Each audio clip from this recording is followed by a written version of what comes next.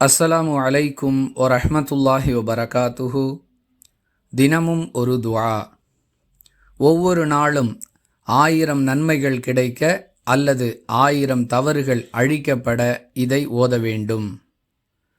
ஒரு முறை ரசூலுல்லாஹி ஸல்லல்லாஹு அலைஹி வஸல்லம் அவர்கள் மக்களை நோக்கி, உங்களில் ஒருவர் தினமும் 1000 நன்மைகளை பெற்றுக்கொள்ள அல்லது 1000 தவறுகள் அழிக்கப்பட விரும்புகிறீர்களா என்று கேட்டார்கள்.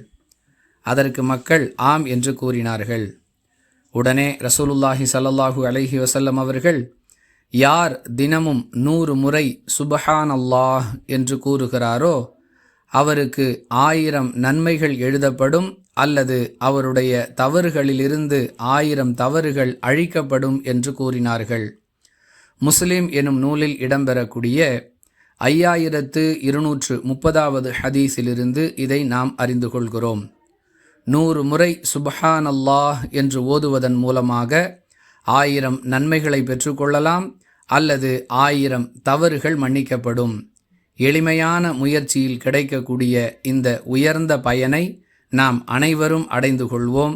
தினமும் 100 முறை சுப்ஹானல்லாஹ் என்று ஓதுவதை வழக்கமாக்கிக் கொள்வோம்.